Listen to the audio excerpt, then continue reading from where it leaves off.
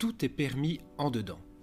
Cette citation de Louis-Ferdinand Céline, extraite de son ouvrage Voyage au bout de la nuit, est apposée sur la face avant de ma bibliothèque. J'ai jusqu'à présent attribué un sens purement littéral à cette affirmation, c'est-à-dire celui de la possibilité d'avoir intérieurement un ressenti ou une expression totalement libre, d'un propos, d'un sentiment, d'une croyance, d'un doute, d'une opinion, etc.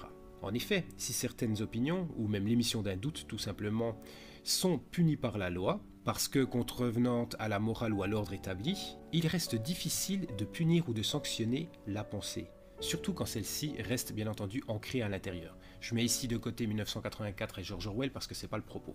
Et en ayant abordé cette citation, je répète, tout est permis en dedans.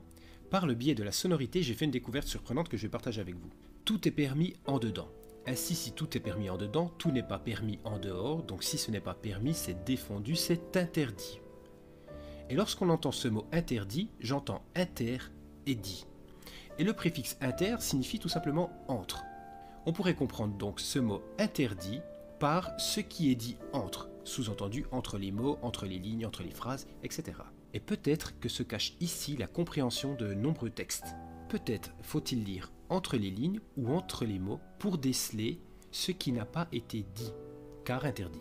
Il me semble d'ailleurs à ce propos, mais ce n'est pas mon domaine de compétence, que les alchimistes procédèrent ainsi afin de ne pas dévoiler leur idée, leurs propos, en cachant finalement la clé de compréhension entre les mots ou dans la symbolique des mots, dans la forme, etc. Ou dans la sonorité même. C'est ce qu'on va voir. Dès lors, Céline, en disant « tout est permis en dedans », révélait-il sûrement un secret, consciemment ou non, celui de la possibilité d'approcher l'interdit pour déceler qu'entre les mots, tout est permis. Je me permets d'insister sur cet espace de permission entre les mots chez Céline car sa marque de fabrique était, comme vous le savez certainement, les 3 points placés entre les mots ou entre les phrases. Et ceci à de multiples reprises, on pouvait le trouver des dizaines de fois par page. Et en créant cela, Céline a volontairement, de par cette ellipse, de par le retrait de mots, créé un espace. Et cette trouvaille stylistique, outre le fait d'apporter une musicalité, un rythme différent au lecteur, va lui permettre de trouver la place où tout est permis. C'est ce qu'on ressent en lisant Céline, surtout depuis Mort à crédit. Voyage au bout de la nuit, c'est un petit peu particulier car ce n'était pas encore le style abouti, disons.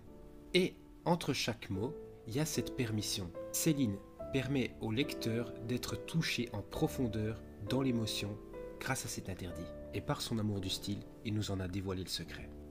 Je vous rappelle ce passage tiré des entretiens avec le professeur Y, un de mes ouvrages préférés, où le colonel justement va dire à Céline « À la place de ces 3 points, vous pourriez tout de même mettre des mots, voilà mon avis. » Et Céline va lui répondre « Cuterie, colonel, cuterie encore, pas dans un récit émotif. » On comprend donc que cet espace où tout est permis en dedans va créer l'émotion. Bien à vous.